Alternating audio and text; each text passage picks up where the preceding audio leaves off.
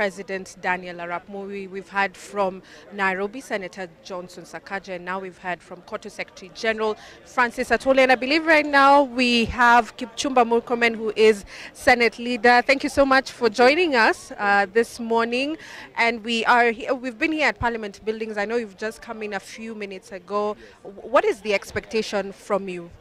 Well, we are coming to pay our last respect to His Excellency Daniel Arap Moi.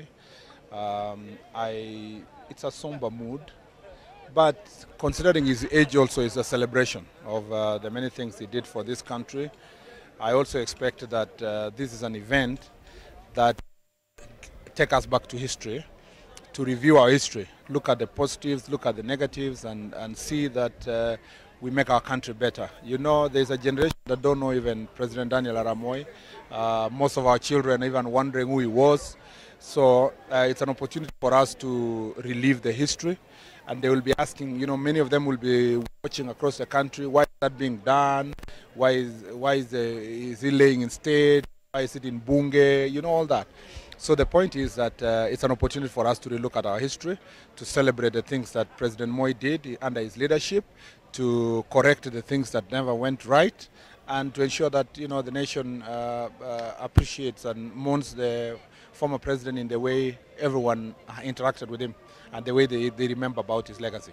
Okay, just a quick one. You've talked about the history, relooking the history, looking at the rights and the wrongs. Do you feel that the country is really appreciating everything that former President Daniel Moi did, both in the negative aspect and positively? I think so. I think, you know, for people who don't know, most of the things that are in our new constitution are no longer new anyway. It's now 10 years old. As we celebrate 10 years of our constitution, most of the provisions that were put there was a reaction to the happenings from 1963, including during President Moi's time. And the thing is, because of that, as a result of that, we corrected certain things in terms of putting certain institutions in place, putting certain provisions of human rights protection in place, and so forth. And therefore, maybe that what we must all think about. How should we make our constitution work? We reacted. Many people say that President Moi was, under his presidency, was a strong man. You know, he had impact in every sector of the country. He had influence in the judiciary, iron fist rule, and so forth. As a result of those provisions we put in the constitution, how are we implementing them to ensure that we don't go back to that kind of leadership in terms of presidency and executive having influence in all sectors of government, the judiciary, the legislature, so that there is a proper balance on separation of powers, and that we implement our constitution to the latter. I think the thing, I see many people talking about constitutional review, but I am more focused on constitutional implementation. I don't think we've implemented more than 50% of our constitution.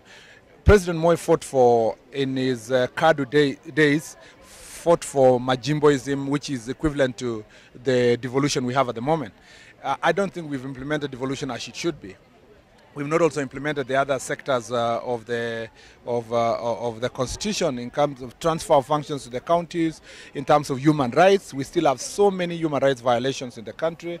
So we should, the ultimate and proper reaction to President Moi's legacy is to ensure that the constitution that was enacted in a reaction to that leadership then is implemented to the latter under behaviors and acts of executive that are similar to those that happened those days should not happen now. Okay. I have to ask you this because you're a politician. Will politics play today here? This is everything about President Moi is politics. Everything. His burial is political. The president will come and preside over it. Politicians, as you can see, is in parliament where politicians are. As you can see, many kinds of politicians are in the house. So politics, I don't know, unless, you know, politics is management of state affairs. Unless you are talking about bad politics or whatever, but I don't even know how to say it because he's a politician. He's going to be buried through the state. It's a state function.